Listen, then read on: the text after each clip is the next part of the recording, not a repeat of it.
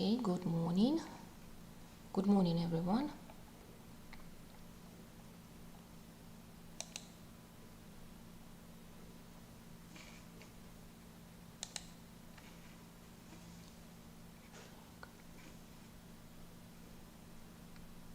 I hope you're here.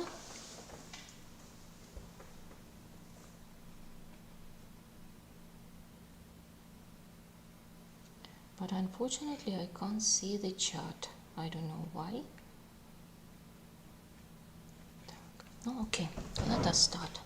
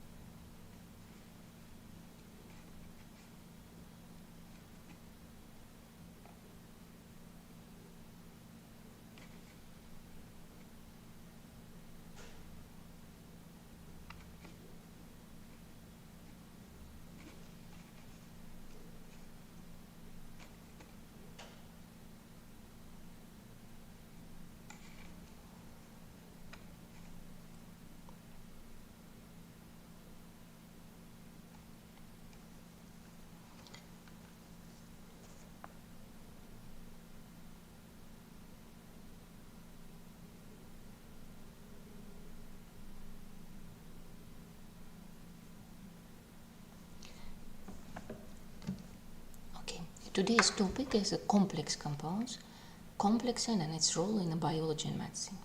So as you know, the elements in the middle part of the modern periodic table are called transition metals. Of these, the elements from scandium to zinc occurring in the fourth period, and they are very important because of they able to form the unique nature compounds are known as coordinational compounds. So what are coordinational compounds? They are compounds that contain polyatomic molecules or ions with the coordinational center related to the particles. They can be molecules, can be ions that act to independent existence. Seems hard, but let us try to understand what does it means. So coordination compounds, they should have a coordinational center. Let us check the sulfate ion. What we see here? Sulfur, it's a coordinational center and tetrahedral shape, bonded to the oxygen, covalent bond nature. So what is the problem? It seems like it's supposed to be coordinational compounds, but sulfur plus 6 charged and oxygen charged minus 2, it's not a real charge.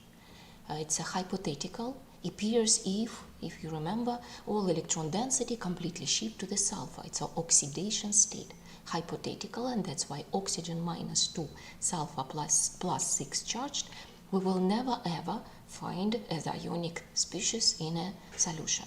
So that's why sulfate ion, it's not a coordination compound.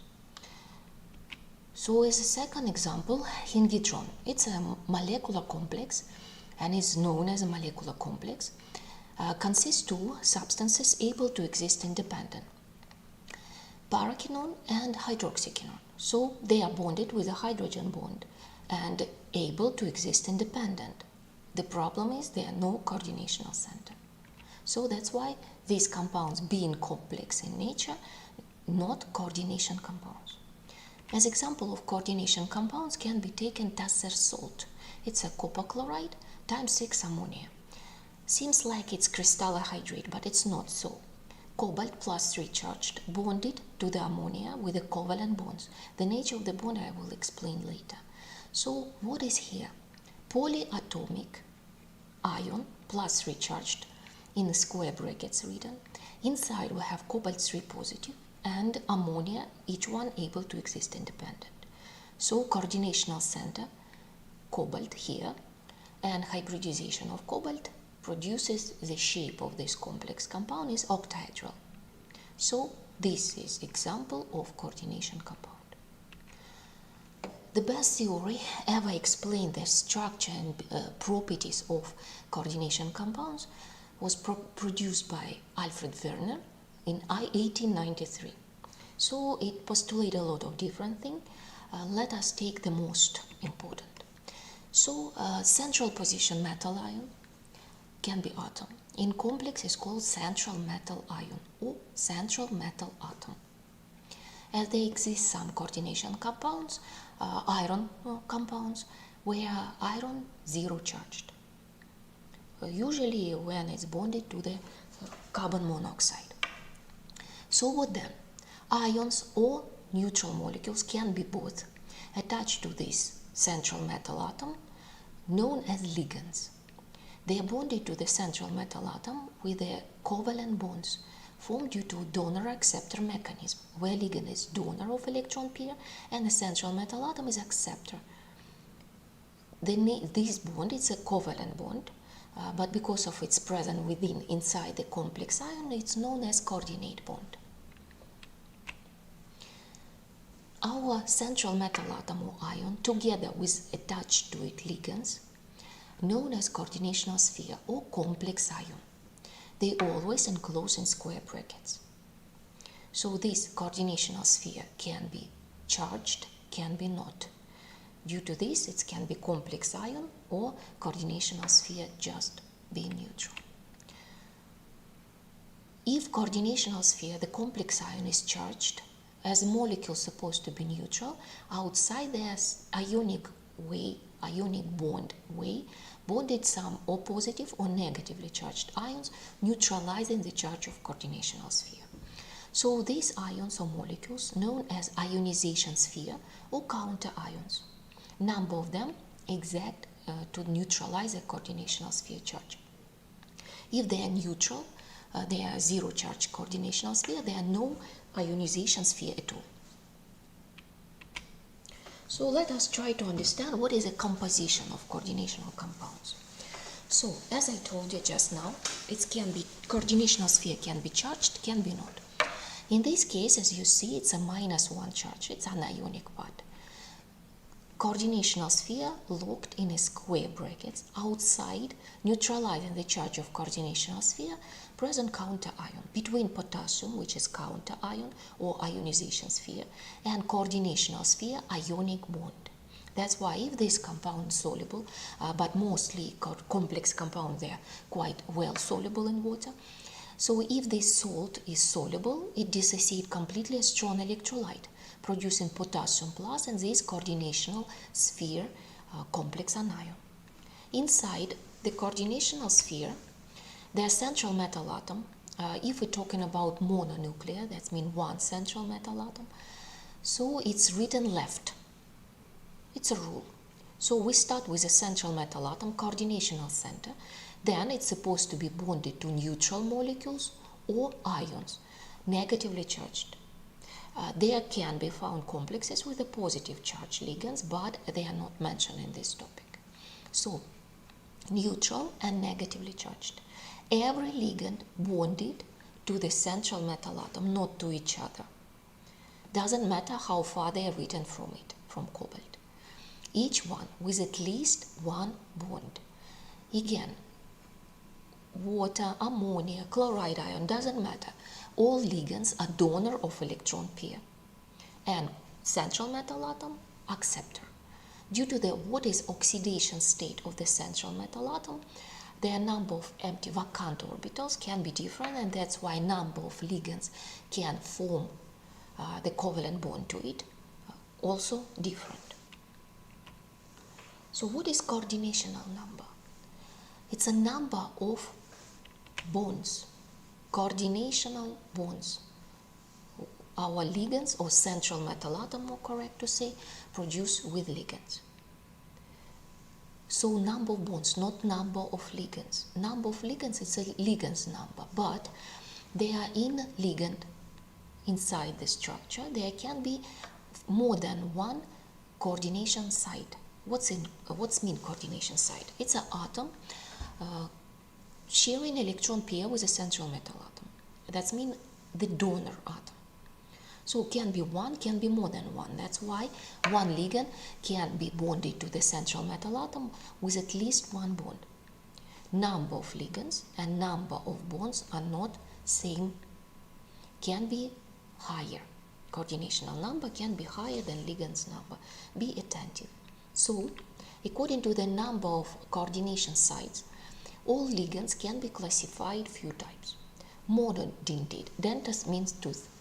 Monodentate ligand, it's a one forming one single sigma bond. It's a coordination bonds.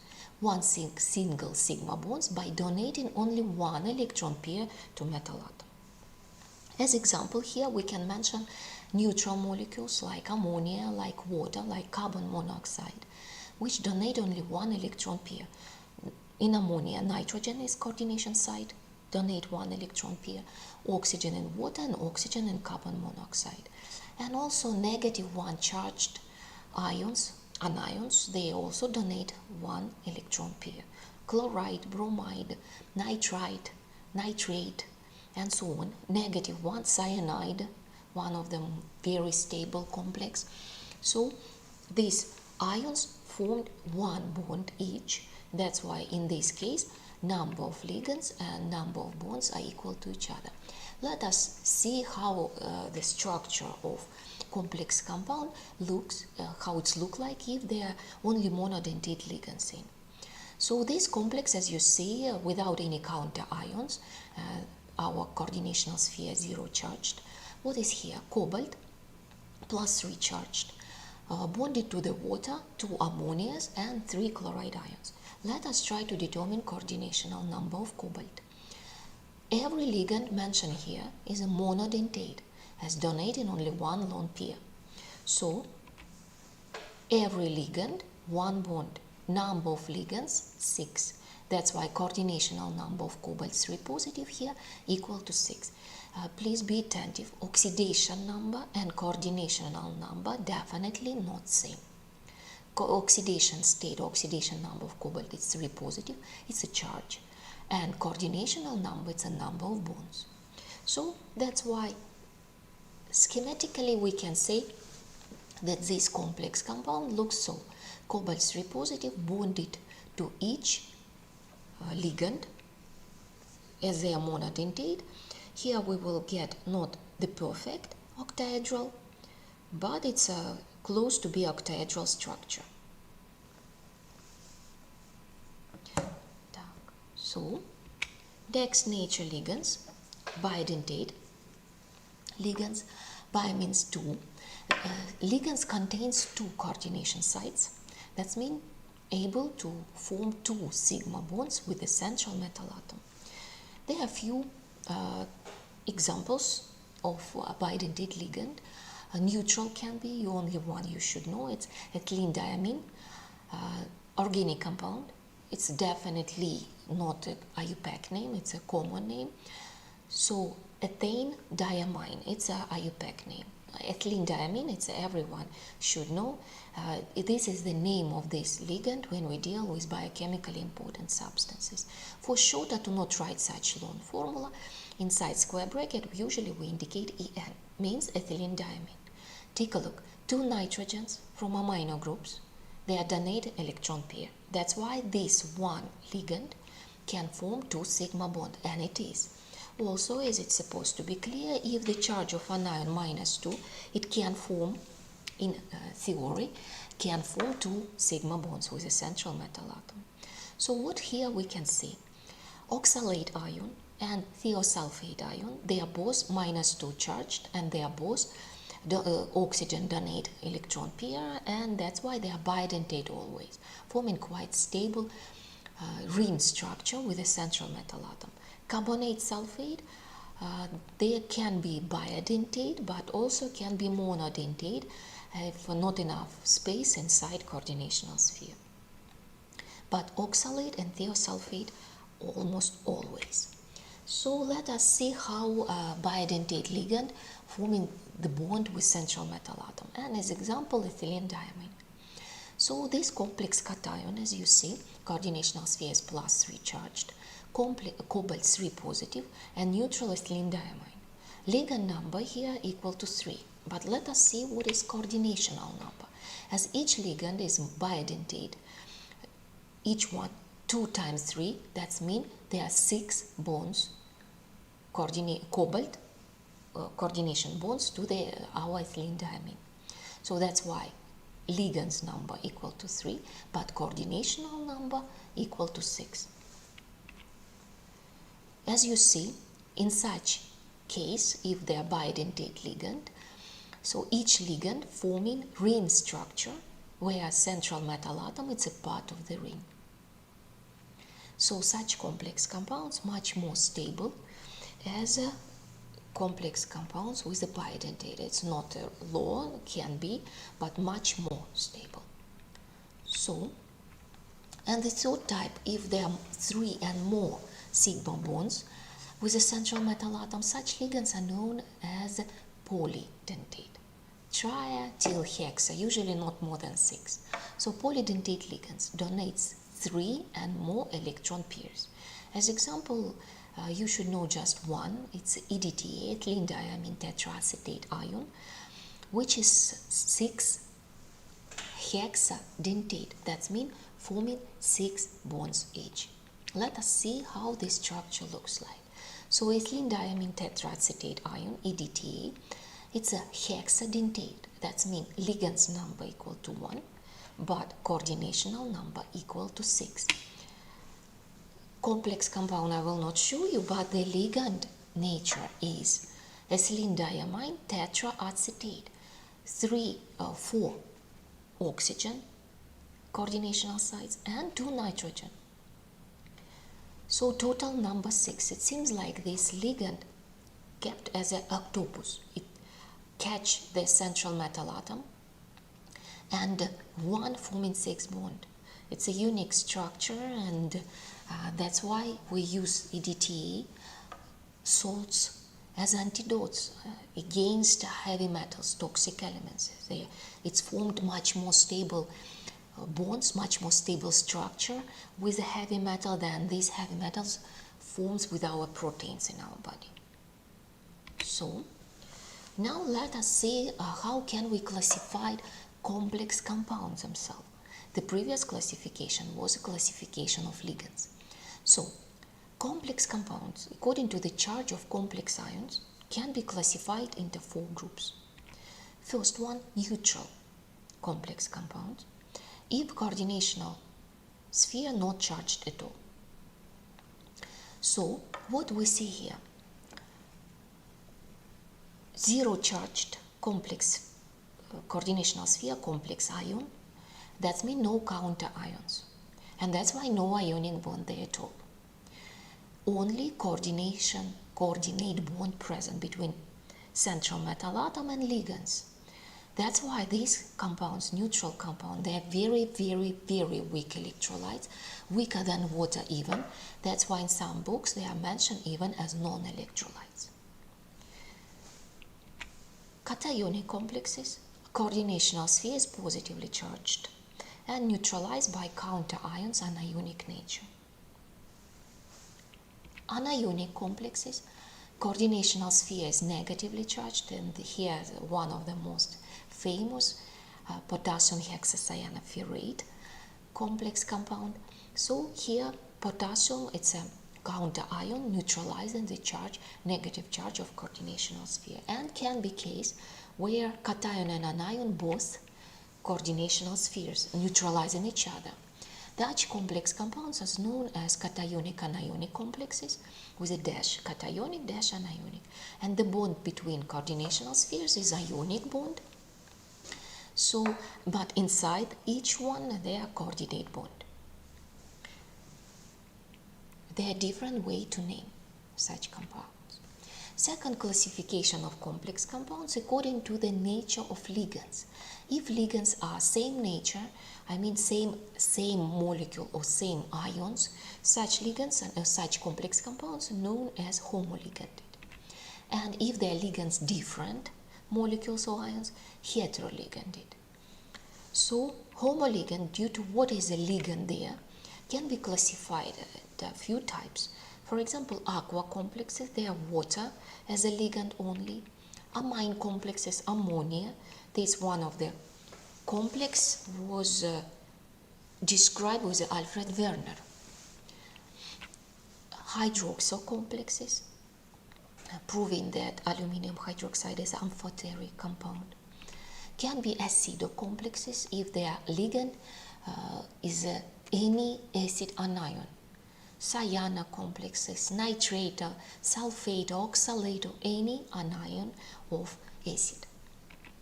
Carbonyl complexes have quite unique structure. One of the carbonyl complex everyone knows, a complex of carbon monoxide with a hemoglobin.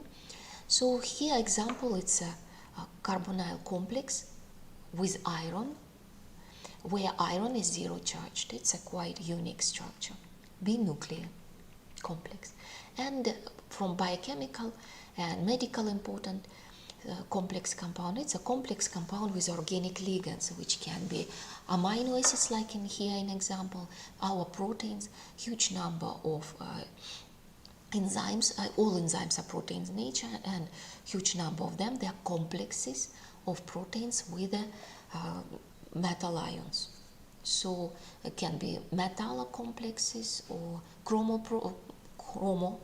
proteins, for example, our hemoglobin. They are examples of such complex compounds. And the last classification of the complex compounds is classification according to the formation of cycles, includes our essential metal atom. If there are no cycles at all, such complex compounds known as non-cyclic. So all ligands are supposed to be monodentate. If at least one bidentate or polydentate ligand present, such complex compound is known as chelates. From chela means claw. So these complex compounds have enduring structure between a ligand and metal ion. For example, complex compound of cobalt with ethylene diamine. As you see, ring structure includes our central metal atom N. It's important because of some ligands like pyridine, benzene, they can be as a ligands but monodentate. They're forming one single bond with the central metal atom. Here we have two at least. So, and now before to discuss stability and other properties of complex compounds, let us see how to name properly. And here are a lot of different possible ways to name, but we're interested in IUPAC international system. In any country, we will understand each other. So, same as a salts names, we should follow some rules, some steps even, we can say. So first of all, doesn't matter what complex compound or its ordinary salt. The name of complex starts from the positive ion part, and then we name negative. So neutral we have only one name. So positive ion, cation, we name first, followed by anions. When we name the complex itself, and doesn't matter is it a complex ion, cationic place or anionic place in a coordination compound, we name ligands first and then only central metal atom. When we name ligands, and here please be attentive, anionic ligands we name first. If there are few different ligands, anionic nature, we use alphabetical order. Then, after anionic ligands are named alphabetical order, we name neutral ligands. If there are few of them in alphabetical order, please be attentive. Alphabetical order, it's not for all ligands, but for each type of anionic, negatively charged alphabetical order, then neutral alphabetical order. For when we name anionic ligands, negatively charged, they should be with a suffix O.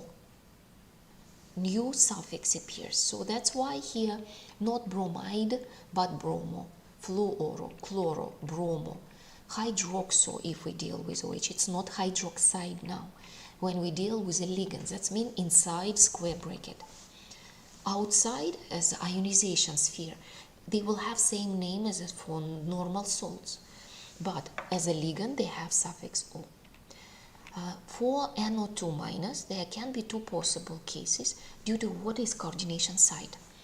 If it's nitrogen, it has name nitro. If oxygen, nitrito, from nitrous acid. Usually when it's nitrito, we even write this ligand ONO. 2 minus charged as well as 3 minus charged also can be ligands, and that's why they have suffix O finally when we name it. So carbonato, sulfato, oxalato, phosphato if they are phosphoric acid anion, acetato if acetic acid anion, nitrite or nitrato due to is it nitric acid or nitrous acid, and cyano, as I told you, one of the most strong bonded ligand. Neutral ligands, they are used in the same name as their normal molecule name. So if it was pyridine, it's pyridine. As diamine is diamine. But there are 4 common exceptions. Ammonia, we never call ammonia, it becomes amine. Double M, please. Because of ethylene diamine, where amino group, it's a 1M there. Water becomes aqua. Carbon monoxide, carbonyl, and nitrogen monoxide, nitrosyl.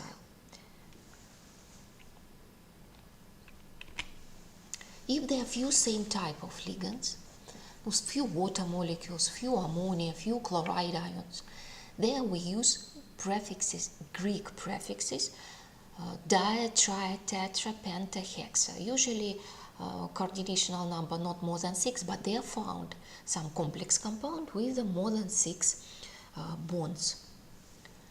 So dia, tri, tetra. But if their ligand is polydentate, not bidentate, please, polydentate, 3 and more bonds, or inside the ligand name already present Greek prefix, diatria, or other numbers like ethylene diamine. So there are the list of prefixes is used, bis, tris, tetrakis. So after ligands are named, again negatively charged alphabetical order first with the prefixes dia, tri, tetra, and so on, if they are few same. Then neutral named, they are normal names of the molecules, but 4 common exception also if there are few different alphabetical order, and with the prefixes indicates number of them if they are same nature.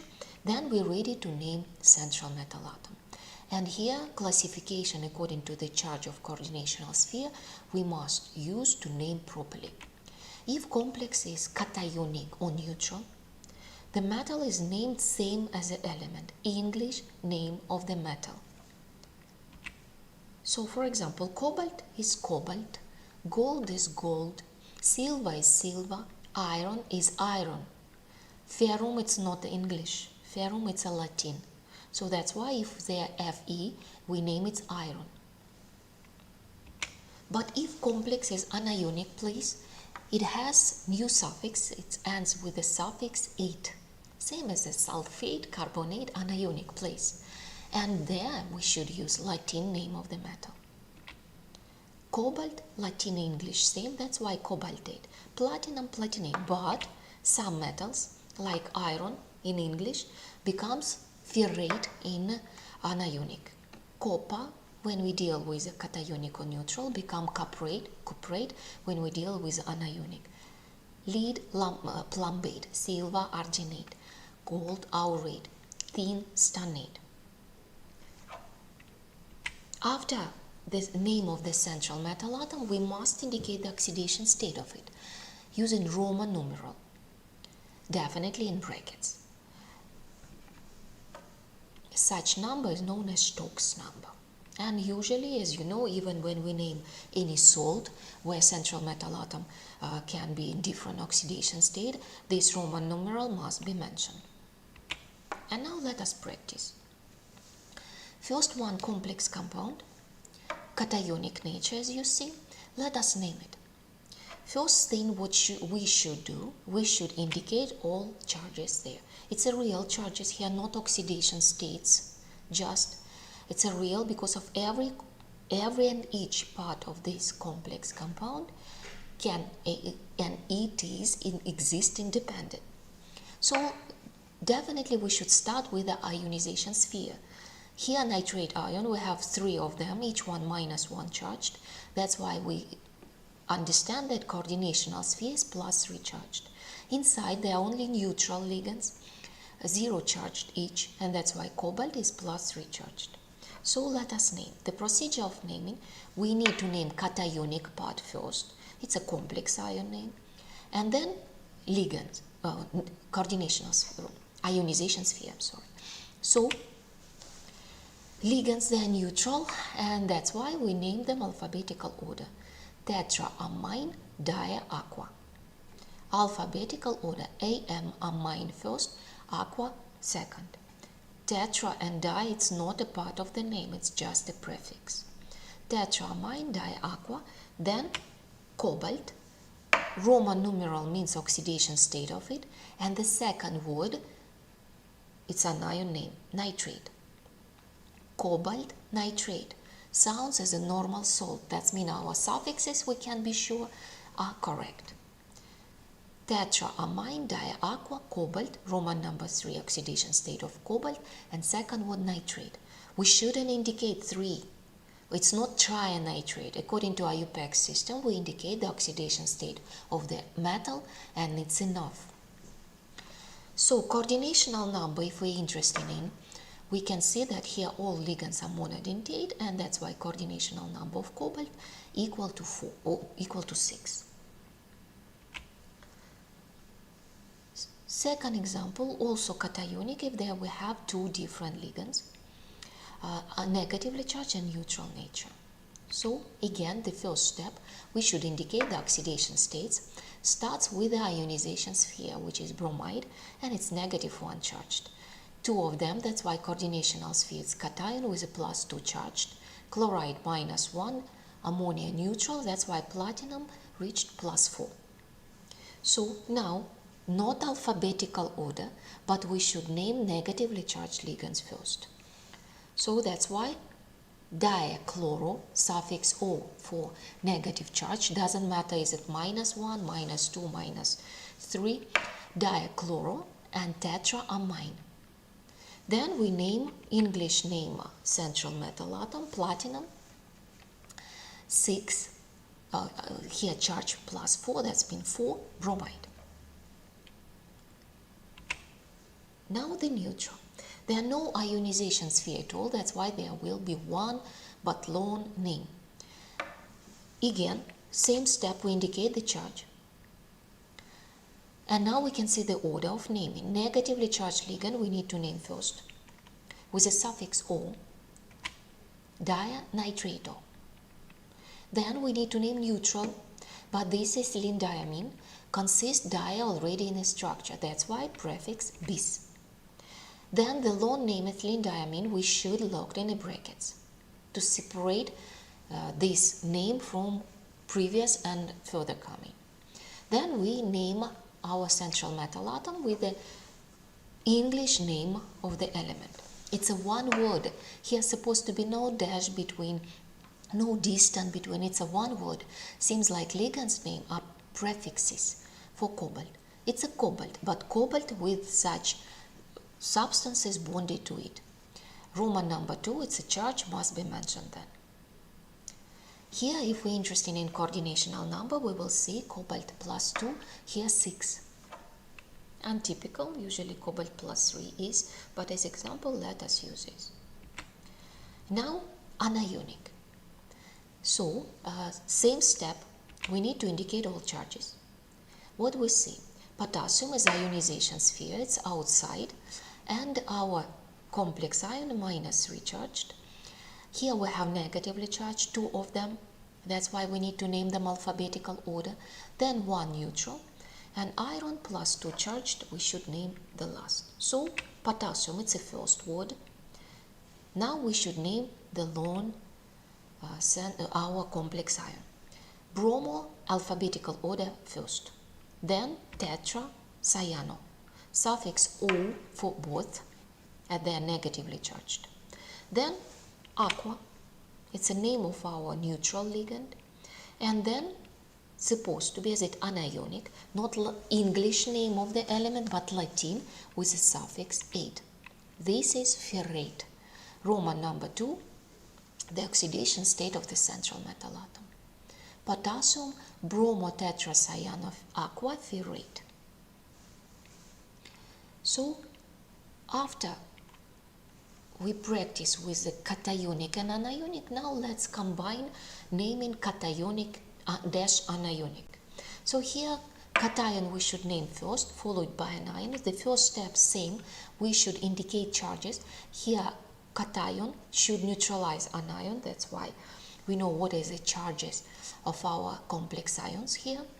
So and now two long words. First one to name complex cation, it's a tetraamine copper, English name of the central metal atom, Roman number 2. And second word, tetrabromopaladate 2, copper paladate. This is the complex compound name. Each one complex ion, inside each one there are ligands bonded to the central metal atom. That's why each element here, copper and palladium, each one has own number of bonds, even if they look same. No, here copper plus 2, coordinational number of it equal to 4, and palladium plus 2 equal to 4. They're independent. So doesn't matter what is a central metal atom nature. It's important, definitely. Some central metal atoms forming more stronger, more stable complex compounds, but ligands nature also important. Number of coordination site also important. Some coordination bonds here more or less stable inside the complex compound. That's why stability of complex compound is different. So how to understand how stable the complex compound?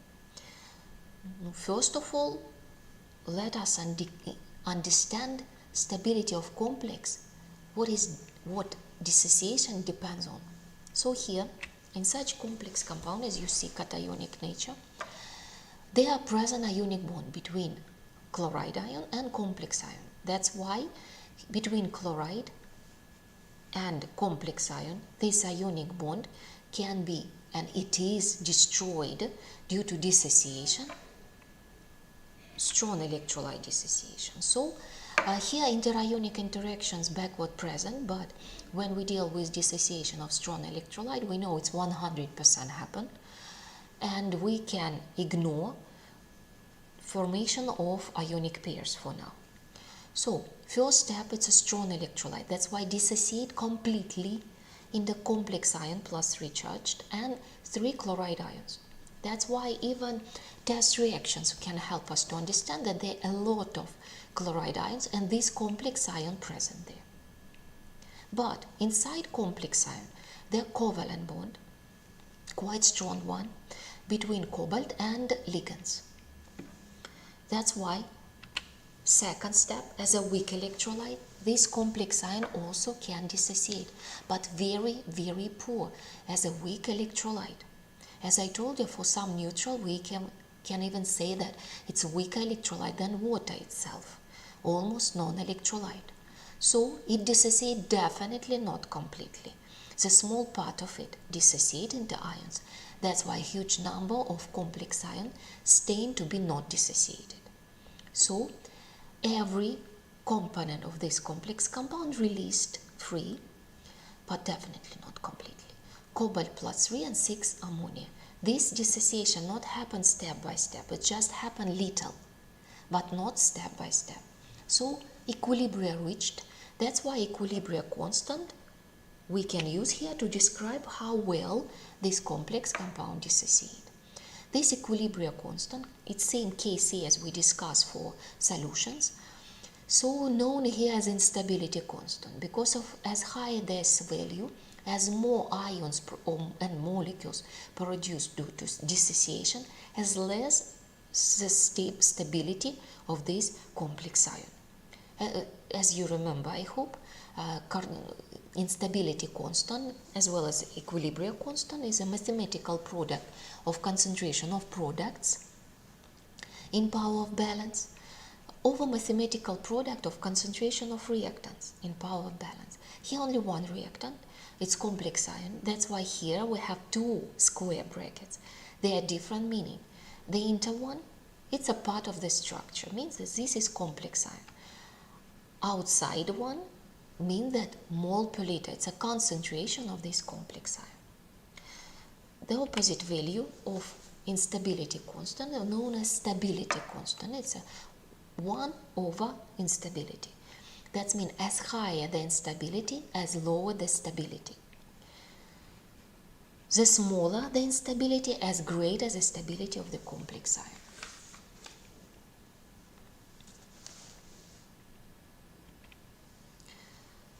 For coordinational compounds, as well as for other salts, as well as for some organic compounds we know, the isomerism is possible. Here unique nature isomerism can be, it's isomerism typical only for coordination compounds. So here can be structural and stereo, structural isomerism, ionization isomerism, hydrate and linkage or bond isomerism.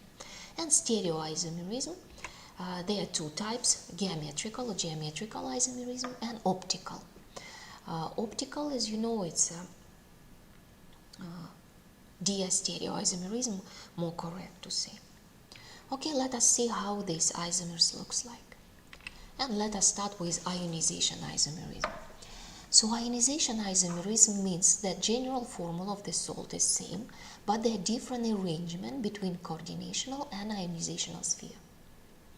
So as you see, Bruta formula is same, number of molecules and ions is same, but in first one, sulfate is ionization sphere. In second, sulfate is a ligand. That's why due to dissociation as a strong electrolyte, first one compound produces huge, big amount of sulfate ion. That's why I give us set of reaction to identify presence of sulfate. For example, reaction with a barium 2 positive producing a white colored precipitate of barium sulfate. And here the second one produces bromide ion as a strong electrolyte. That's why reaction with a silver nitrate produces white yellow colored silver bromide salt. And even initial solutions of this complex compound, they are different colored. Usually complex compound, they are quite intensive colored. For example, the first one here, violet, intensive violet, transparent solution, as well as second is red colored. Linkage isomerism appears because of different coordination site inside the ligand. So nitro and nitrito. As I told you, if their coordination site is nitrogen, this is nitro complex, and here and we can see it's a yellow colored. If their oxygen is a coordination site, it's a monodentate as well. But the complex compound are even different color. They have different nature, stability, they have different physical property, even color proves this. Next type of isomerism is hydrate isomerism. Because of water can be ligand, being covalent bonded to the central metal atom, and can be present as a crystallohydrate, which is attached to the all molecule of our complex compound. So this is hydrate isomerism. In first one, as you see, water just a ligand. It's a violet, and that's why water present due to dissociation in very amount. And it will be present in instability constant as well. Here just 5 molecules of water as ligands present, and outside it's a 1 molecule as hydrate. It's a light green color. Optical isomerism I will not show you here, but you should understand if they are all ligands, 6 ligands, are different nature, or 4 ligands are different nature ligands, they're possible to get optical isomers because of there will be chiral center. So diametrical or geometrical isomerism means there can be cis or trans isomerism, but it's happened only in a case they are square planar structure. Because of complexes, they have different geometry. Can be octahedral, can be square planar, not so often can be tetrahedral shape, can be bipyramid, and so on. So geometrical isomerism appears if the plate present, DsP2 hybridization, and the different arrangement of ligands above and below this plate. If they are same ligands, same side of the plate, both below and other both above, this is cis isomer. And if they are different arrangement, they are trans isomers. Trans isomer of this compound, it's a diachlorodiamine platinum. This compound not used in medicine, but cisplatin, it's a cis isomer we use as anti-cancer drug.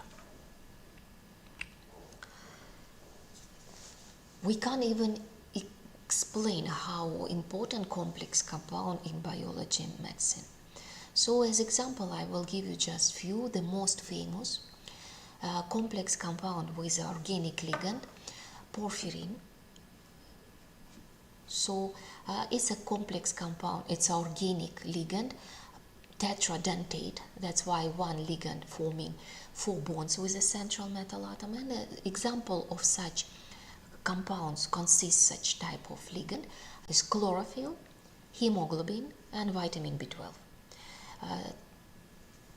They look similar, but they are different central metal atoms. In chlorophyll, they are magnesium. It's a green pigment, as you know, plant pigment. Hemoglobin, they are iron 2 positive as a central metal atom bonded. Hemoglobin, it's a chromoprotein, red pigment. And vitamin B12, they are cobalt central metal atom. It's essential vitamin deficiency. It's participate in the formation of blood, and not only. And deficiency of this vitamin cause cancer type of anemia. So structure of heme, it's a structural component of hemoglobin. As you know, I hope you saw how hemoglobin look like. There are 4 subunits. In each one, protein bonded to the heme. It's a chromoprotein. And the heme looks like I just told you. So porphyrin, 4 bonds with a central metal atom, which is iron 2 positive. It's carry oxygen, you know. And vitamin B12 looks much harder. Cobalt here as well as in hemoglobin. The 6 coordinational number equal to 6, but to porphyrin just 4. Other 2 other substances, other 2. So here cobalt is essential. Also, as I mentioned, some organic substances can be used as antidotes.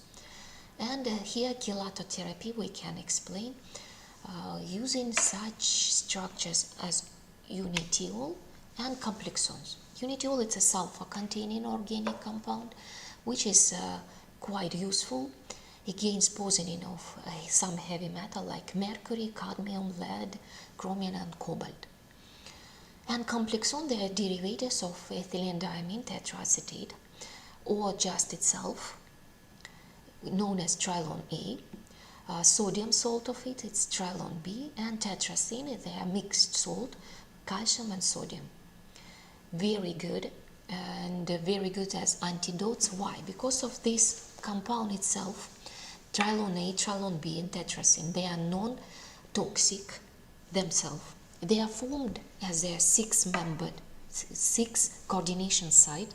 They are forming very stable complex compounds with central metal atoms, and much more stable than our proteins forming this with these heavy metals. And the result of complex, the resulting complex with trilone A, B, or tetracene, they are not toxic and can be excreted easily through using kidneys. Kidneys will be not damaged. So that's why these antidotes are quite useful and easy to use. No, this is it. If you have any questions to ask me now.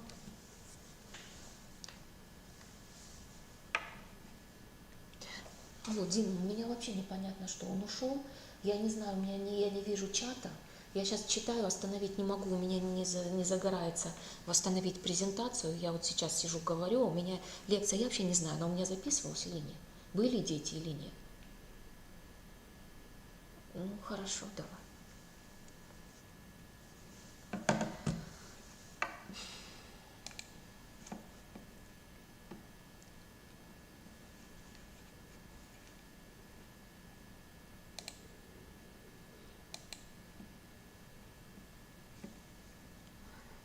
Okay. So, if there are any questions?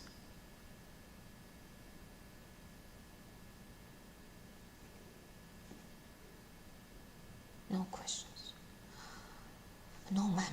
So I want to remind you that you can't be late. So that's why, as I see, there are some students join to us after a lot of. Some were present just within 13 minutes.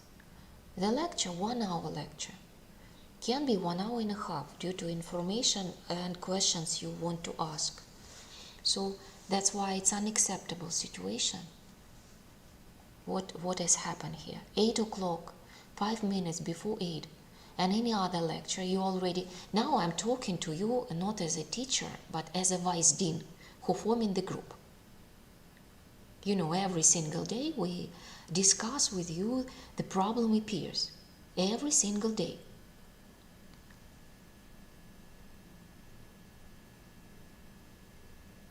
So that's why it's essential to be in time. As I told you, it's a disrespect to teacher. When you're late, it's necessary to on your computer and join. And I know that there are a lot of, there are 2 hour and a half time difference. It's for us, it's a very early morning. For you, it's almost afternoon. And to be late, it's an unacceptable situation.